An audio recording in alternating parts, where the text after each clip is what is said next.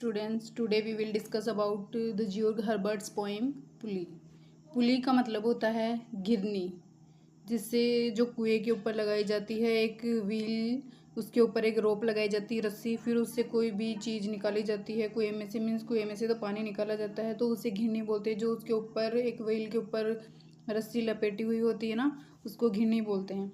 So in this poem poet talks about the discussion between man and God.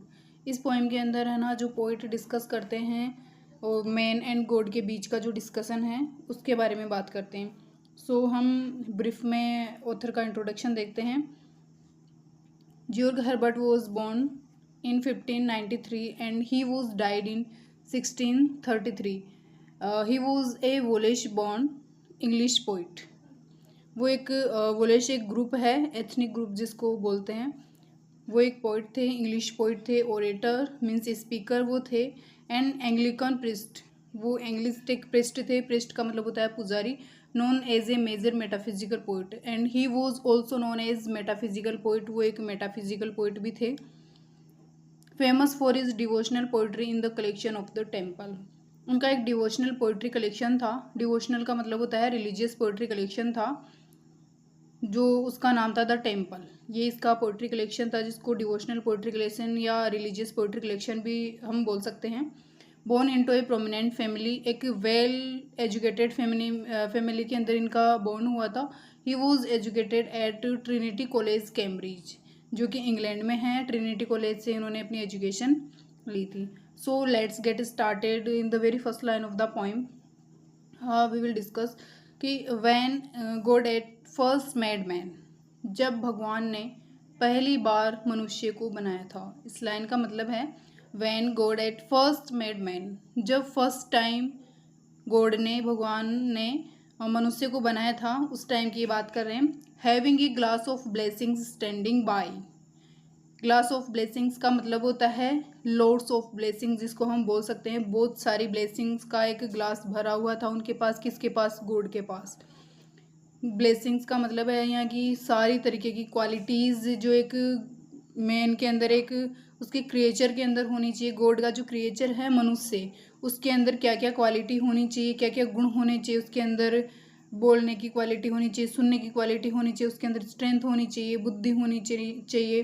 तो ये सारी चीज़ें है ना, उसका एक ग्लास भरा होता है इन सारी ब्लेसिंग्स का। सो नेक्स्ट लाइन में ये बोलते हैं, let us discuss. Next line, let us said he pour on him all we can. तो गॉड कहते हैं कि ये सारी ब्लेसिंग्स है ना, मेरे क्रिएचर के अंदर डाल दो। अब ये किसी से कह रहे हैं, शायद वो अपने एक दूत से कह रहे हैं कि ये जितनी भी ब्लेसिंग्स का जो ग्लास भरा हुआ है उसको मेरे क्रिएशन के अंदर डाल दो। मतलब जो मनुष्य वो बना रहे हैं उसके ऊपर उड़ेल दो, उसमें वो सारी क्वालिटीज़, वो सारी ब्लेसिंग्स है उसको दे दो। पोर का मतलब होता है उड़ेलना। और नेक्स्ट लाइन में बोलते हैं, let us the world's riches which disperse light. इसका मतलब होता है वर्ल्ड्स रिचेज का मतलब होता है इस संसार की जितनी भी वैल्यूएबल चीज़ें हैं, वो सारी वैल्यूएबल क्वालिटीज़ जो है वो मनुष्य के अंदर, जो मेरा क्रिएशन है, जो मेरा क्रिएचर है, जिसको मैं बना रहा हूँ, उसके अंदर उड़ेल दो। विच डिस्पर्स लाइज, जो कि चारों तरफ स्केटर्ड है। डिस्पर्स का मतलब होता है स्केटर्ड, चारों तरफ बिखरी हुई है। लाई का मतलब होता है पड़ी हुई है, यानी कि जो भी इम्पोर्टेंट मतलब जिसको हम वैल्यूएबल बोल सकते हैं। तो ये वैल्यूएबल चीज़ें जितनी भी है वो चारों तरफ स्केटर्ड हो रखी है, उसको उसके अंदर उड़ेल दो। कॉन्ट्रैक्ट इनटू ए स्पेन, इसका मतलब है कि मैन के अंदर वो सारी चीज़ें डाल दो, सभी चीज़ों का कनेक्शन मैन से कर दो। जो मेरा क्रिएशन है, जिसको मैं बना रहा हूँ, उसके अंदर उड़ेल दो। सो नेक्स्ट लाइन में बोलते हैं कि so strength first made a way. उन्होंने फर्स्ट ऑफ ऑल जो क्या चीज़ दी थी, उन्होंने स्ट्रेंथ, मनुष्य को ताकत दी थी, power. Then beauty flowed, then wisdom, honour, pleasure. उन्होंने सबसे पहले तो स्ट्रेंथ दी मनुष्य को, जो उनका क्रिएशन था, जो चीज़ वो बना रहे थे, क्रिएचर बना रहे थे अपना, उसमें सबसे पहले जो चीज़ दी गई थी वो स्ट्रेंथ थी। उसके बाद में ब्यूटी दी गई कि कितना मनुष्य, कौन कितना सुंदर होना चाहिए, कौन कितना नहीं होना चाहिए, वो सारी चीज़ें, कि किसको सुंदर दिखाना है, किसको थोड़ा सा मतलब डार्क कलर में, फेयर कलर में दिखाना है, तो वो उन्होंने दिया। देन विजडम, उसके बाद में उन्होंने विजडम दी, यानी कि बुद्धि दी। ऑनर दिया, प्लेजर दिया। ऑनर का मतलब सम्मान, की लोगों को रेस्पेक्ट मिलना चाहिए, और प्लेजर दिया, आनंद दिया, यानी कि खुशियाँ दी उन्होंने। तो सबसे पहले जो चीज़ दी गई वो स्ट्रेंथ थी, फिर ब्यूटी थी, फिर विजडम उन्होंने दी, फिर ऑनर सम्मान दिया, फिर प्लेजर, ये सारी क्वालिटीज़ उसके अंदर डाल दी गई। देन नेक्स्ट लाइन में है when almost all was out God made a stay, जब सब कुछ चीज़ दे दी गई। When almost all was out का मतलब होता है जब सब कुछ दे दिया गया था, गॉड मेड स्टे, फिर भगवान रुक गए कि अब रुक जाओ। फिर नेक्स्ट लाइन में बोला है perceiving that alone of all his treasures rest in the bottom lay। perceiving का मतलब होता है रियलाइजिंग, उनको रियलाइज हुआ, ये चीज़ फील हुई कि जो उनका खजाना था उसमें से एक चीज़ थी जो उनके ब्लेसिंग्स के ग्लास में सबसे बॉटम में थी। ट्रेजर का मतलब होता है खजाना, खजाने का मतलब है कि उनकी जितने भी क्वालिटीज़ का वो एक ग्लास था ब्लेसिंग्स का, उसके बॉटम के अंदर क्या चीज़ थी। बॉटम का मतलब होता है पैंदा, सबसे नीचे लास्ट में वो चीज़ बची हुई थी, रेस्ट यानी कि सेटिस्फेक्शन, वो सबसे लास्ट में था। तो वो चीज़ नहीं दी, उसको देने से पहले ही गॉड रुक गए। अब नेक्स्ट लाइन में क्या बोलते हैं, for if I should said he, अब वो कहते हैं गॉड कि bestow the this jewel also on my creature. Bestow का मतलब होता है देना, दिस ज्वेल, ज्वेल का मतलब होता है वैल्यूएबल, कोई ज्वेल का मतलब वैसे ज्वेलरी होती है, लेकिन ज्वेलरी जितनी प्रेशियस होती है, वैल्यूएबल होती है, वैसे ही उन्होंने ये जो वैल्यूएबल चीज़ रखी है, कौन सी, rest, also on my creature, कि ये मैं अपने क्रिएचर को नहीं दूंगा। इसका मतलब ये है, क्रिएचर का मतलब होता है जो उनकी क्रिएशन है, प्राणी जिसको हम बोलते हैं, कि ये जो इम्पोर्टेंट चीज़ है वो मैं मेरे क्रिएशन को नहीं दूंगा। कौन सी इम्पोर्टेंट चीज़ थी, वो rest. He would adore my gifts instead of me. Adore का मतलब होता है वर्शिप, पूजा करना, इंस्टेड के बजाय। अब ये बोल रहे हैं कि अगर मैं रेस्ट भी दे दूंगा ना इंसान को, मनुष्य को, रेस्ट नाम की चीज़, जो सेटिस्फेक्शन नाम की चीज़ होती है, वो भी अगर मैं दे दूंगा ना, तो लोग मेरी जो मेरा क्रिएशन है यानी कि मनुष्य है, वो मेरी पूजा करने के बजाय या मुझे याद करने के बजाय मेरे दिए हुए गिफ्ट्स की पूजा करेगा। अडोर का मतलब होता है पूजा करना, वर्शिप जिसको बोलते हैं। माई गिफ्ट्स, मेरे दिए हुए गिफ्ट्स की पूजा करेगा मेरे बजाय, इंस्टेड ऑफ मी, मेरी मतलब इसका मतलब ये है कि मुझे याद करने के बजाय वो मेरे गिफ्ट्स को याद करेगा। And rest in nature not the God of nature. So इस लाइन में बोला है कि रेस्ट इन नेचर, यानी कि जितनी भी चीज़ें मैं दे रहा हूँ, मेरे गिफ्ट्स है ना, उन्हीं के अंदर उसको सुकून मिलेगा, उसी के अंदर उसको सेटिस्फेक्शन मिलेगा।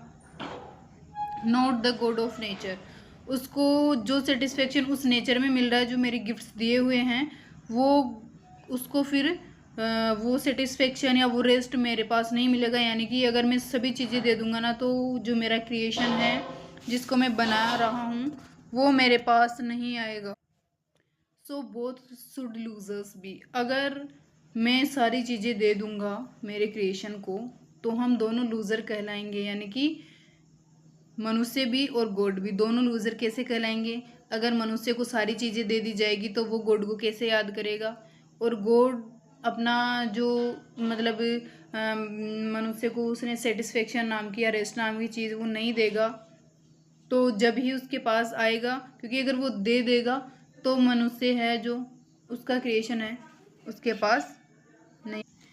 फिर नेक्स्ट लाइन में बोलते हैं yet let him keep the rest, यानी कि उसको सारी चीज़ें दे दो जो बची हुई थी वो, लेकिन रेस्ट नाम की चीज़ उसे मत दो, क्योंकि अगर वो भी मैं दे दूंगा ना तो वो मुझे कभी याद नहीं करेगा। But keep them with ripening restlessness, उससे रेस्टलेसनेस रखो, विदाउट रेस्ट रखो, यानी कि उसको रेस्ट नाम की चीज़ मत दो। यानी कि इंसान भगवान को कब याद करता है, जब वो दुख में होता है, जब उसको चैन नहीं मिलता है, वो बेचैन हो रहा होता है, रेस्ट उसको नहीं मिल रहा, सेटिस्फेक्शन किसी चीज़ का नहीं मिल रहा होता है, जब वो गॉड को याद करता है। तो इसलिए उसने बोला है कि उससे रेस्टलेसनेस ही रखो, यानी कि उसको रेस्ट नाम की चीज़ मत दो।